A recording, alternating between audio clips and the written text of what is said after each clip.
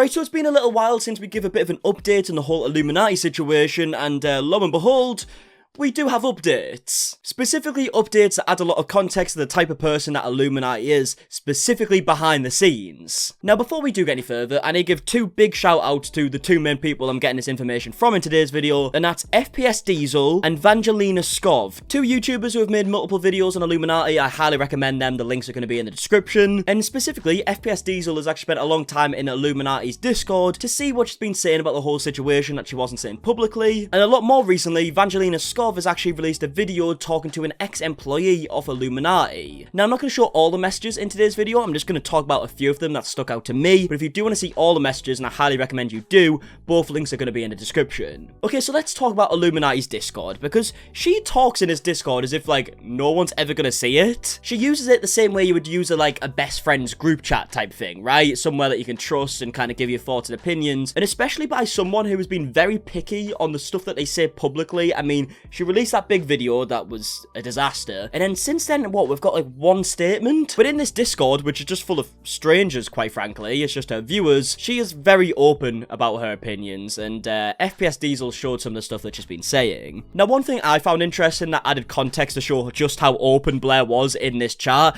was the way that she would talk about her own sister. So I guess she hired her sister to do some work, and she wasn't happy with what her sister was doing, so this is what she said. Look, like, my sister, I don't want to make assumptions, but she made some not so great life choices. I mean, the irony. I mean, Illuminati questioning someone else's life choices. I mean, it's an interesting sight to see. And she's at a point where she's probably going to be stuck in minimum wage retail, and I wanted to give her a chance out of that. She was barely making it by, and I wanted to help. She's just so kind, isn't she? Especially with my mum's cancer, I wanted to remove the stress of my mum worrying if my sister gets home at night or if she has food. I guess it's a different hurt than just a bad employee, you know? And then she quickly goes on to say, my mum said to fire her, so I mean, even my mum is over this. So to me, it seems like she just wanted to vent about her sister, but she starts off by saying like, oh, by the way, I'm really nice, okay? Before I say these mean things about my sister, I just want to make it very clear, I'm the nice one here. I mean, I get it, right? People can vent about their siblings or whatnot. They might have like a disagreement, you need to vent to like your friends and whatnot, but the key word there was friends, you know? You would usually talk to your friends or other family members.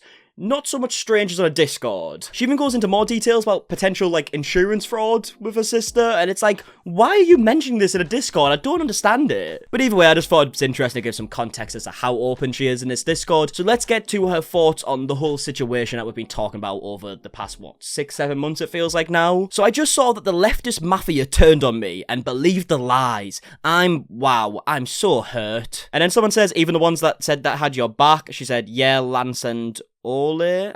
I'm not really sure who that is, to be honest. But then she goes on to say that she feels like she was backstabbed and she's questioning if people were genuine or if they were ever genuine, which again is very, very ironic. I don't think it's a secret by now that Blair is the type of person who doesn't think she's ever wrong in any scenario, and that becomes very clear in these messages as well. She definitely tries to play the victim. Oh, and this message is quite interesting because Blair's complaining here saying, well, and Mike is like, oh, I didn't know we had a landlord in our midst. Like, where the fuck is any of this coming from? I literally own one house, which is the one I fucking live in. Yeah, she might only own one house, and it might be the one that she fucking lives in, but she is also trying to get rid of Oz Media's house and just make him homeless for what? Because you didn't like the fact he was open about his experience with you, and now you're willing to take away his home? Like, I genuinely can't think of many things a person could do to me for me to want to take away their home. It would have to be something unbelievably serious. Like, I'm talking the worst of the worst crimes for me to be like, yeah, fucking take away their home. Not someone talking about me in a YouTube video. That's for sure. Oh, actually, let me correct myself there, because at the point that Blair tried taking away Oz Media's home,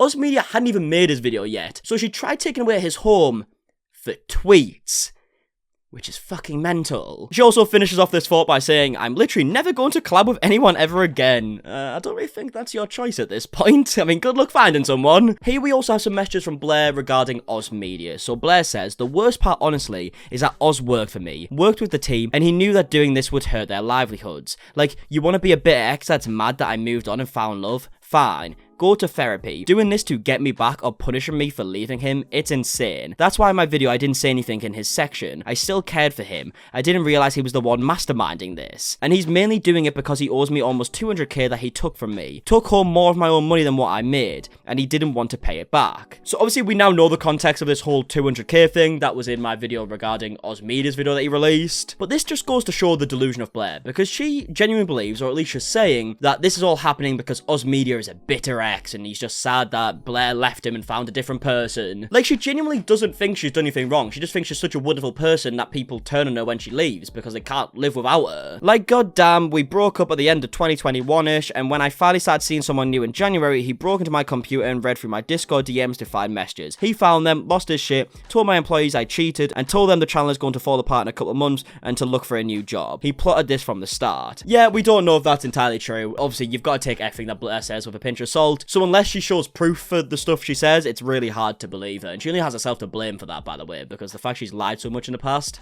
is the reason people don't believe her. Because she also says stuff about Wonderstruck making, like, jokes about Nazis and whatnot, which, yet again, we don't know if it's true, because we weren't there. But the way she describes this makes it seem as if Wonderstruck said this intentionally to Blair, because she is a Polish Ashkenazi Jew. I'm sorry if I pronounced that wrong. Again, that could have happened. I don't know, because I wasn't there, but it's just hard to believe what Blair says sometimes. And obviously, it goes without saying, if he did say that, it's obviously fucking not on. It's a horrible thing to say, but yet again, it's Blair we're talking about here, so it's just hard to even know what the truth is without any proof. And another example of this is Blair talking about Osmedia, saying he sent Ali, who's in the server too, videos of hamsters dying or being seriously injured because he thought it was funny. And he knows hamsters are animals she holds dear to her heart. And then goes on to call him like a loser, a liar, a manipulator, a coward, and more, which are all words I could describe a certain someone, but Osmedia wasn't the person I had in mind. But anyways, in FPS Diesel's video, he gets the video from Osmedia that was of like hamsters dying. It wasn't that. It's a video of a hamster in a hamster wheel, and a bird comes over and spins the wheel really fast. It's not like a video of a hamster dying or whatever. Could it still be an uncomfortable video for someone to watch? Sure, but it's definitely not the way that Blair described it. Also, in the same message, she talks about the upcoming lawsuit, saying that her attorneys tell her that she has a case for domestic violence for emotional and financial abuse too. So that maybe adds some context to the type of stuff that she's going to try and sue Osmedia for. Again, I'm not a lawyer, so I don't really know how that's going to work. And here we also have some messages from Blair after she posted a video, and she goes on to talk about how Click responded about like the 3 AM his time. She says that the times are wrong. She also says that people are just twisted things. She goes on again to say that Osmedia is like the mastermind behind all of this and is planning it, and he was like a horrible ex and whatnot. And then later on we actually have a response from Blair regarding Osmedia's video that came out not too long ago actually. It's Oz. He made a video claiming I committed embezzlement and have a thing for younger guys, despite the fact he's the only person I ever dated that was younger than me, and of course people are eating it up. I mean, yeah, obviously it wasn't illegal. I believe it was 20 and 26, 27-ish. But I think the reason why people are making such a big deal out of the ages is because Blair was giving Osmedia like all this financial advice and telling him where to put his money and whatnot, and it's put him in a really bad scenario where he couldn't afford anything. She was putting her own debt in Osmedia's name. And a big reason why she was able to do that is because of the age difference, right? She has much more life experience, so obviously Osmedia's going to be inclined to listen to her because she should really know more about what she's doing in this scenario. She also says, yeah, it's just like, I don't know how to defend myself against completely made up shit. I don't know how to fight fantasy. I know I sound goofy saying that, but like, if a fact is inaccurate, you can make a correction. But if something is just totally made up, I don't know where to even start. I mean, that's all fine and dandy, but the problem is there's a lot of evidence that shows Blair in a very negative light, and she hasn't came out to prove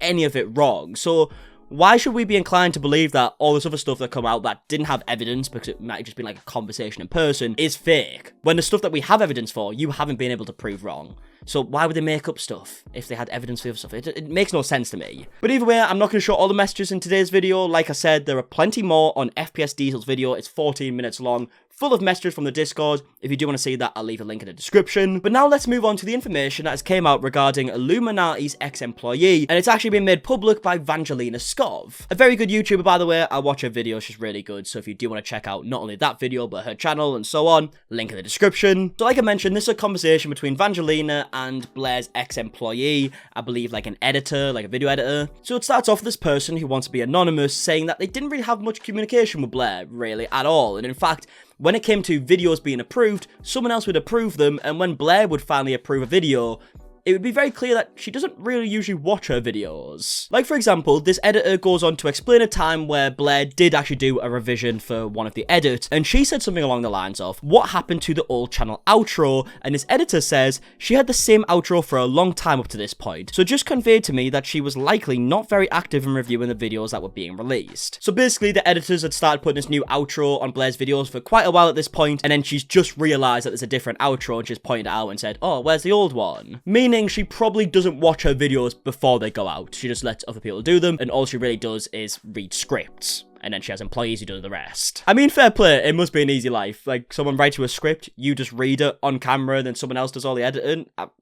Fair enough. Also, regarding iiluminaughtii doing reviews, which apparently were quite rare, but the editor does say when she did write revision notes, which only happened once every few months, there would be hundreds of notes. I'm not exaggerating the number. The notes were written in a manner that made it seem like she was surprised at how the videos looked. Now, obviously, something like this could be for two main reasons. Either the video wasn't up to the standard that iiluminaughtii wanted, and it wasn't edited properly, or iiluminaughtii just wanted to be a pain in the ass for the sake of being a pain in the ass. I mean, I'll let you pick which one it is. Because this editor says that they're not exaggerating when they got hundreds of revision notes, which I don't even know how that would be possible. Even if I just started making up shit after Ben, who edits my videos, like, sent me a video and I just started making up random stuff to change, I don't think I could get to hundreds. I think it'd be impossible. And in fact, it's very rare that there's ever any notes, so to me, it does just seem like iiluminaughtii is being a pain in the ass for the sake of being a pain in the ass. Who's surprised? Also, this editor goes on to show the hypocrisy of iiluminaughtii. Now, obviously, what she's about to say here is allegations. I don't have any proof of this conversation actually happening. But obviously, we know by now that iiluminaughtii has mentioned that Wonderstruck and the clique have said some really horrible stuff behind the scenes, made some really horrible jokes, which meant that iiluminaughtii, being the angel that she is,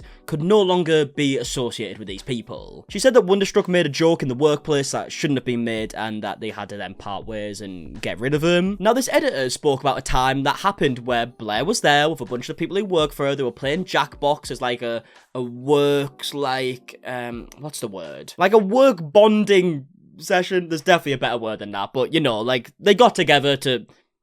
Right, I'm gonna...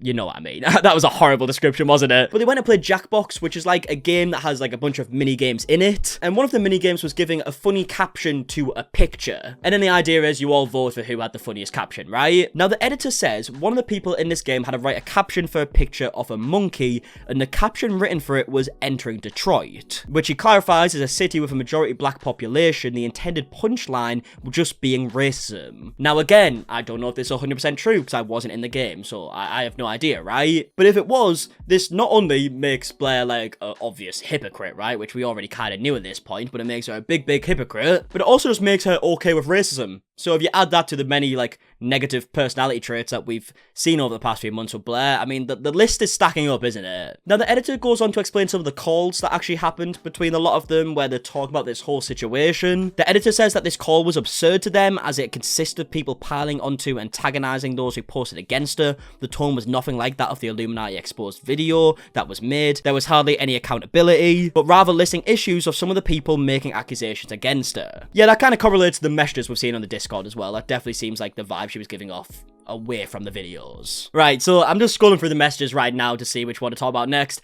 This one is very funny, right? She said, I remember her saying she wants us all to be driving BMWs and give a sort of rallying speech that the channel was going to get through this. Blair really does have an obsession with trying to get people cars for whatever reason, and after hearing what happened with Wonderstruck, I would not trust Blair buying me a car, even if it was fucking free. And by the way, in case you need an update, she didn't make it through this very well at all. I mean, her views have plummeted. I mean, if we just go back a year ago, she's getting some videos like over 1 mil. I mean, the next one got 980k. Then we got the 200k's, 1 million, 1 million, 1 million. Like, she was actually, I didn't know how many views she was getting at this point. She was banging these views out. Nowadays, she gets somewhere between maybe like 10 and 25k. She'll get the odd one that gets like 37k.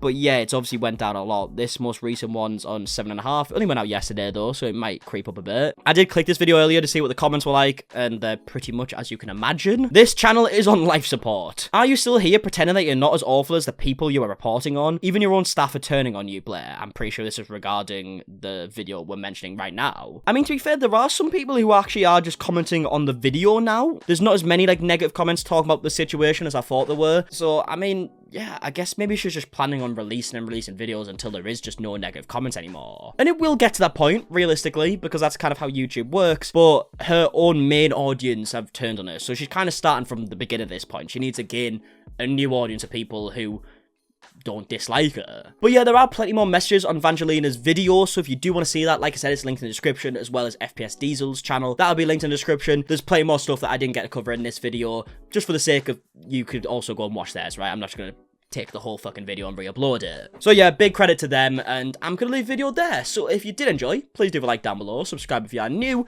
and until the next one, I'll see you guys in a bit. Alright, goodbye.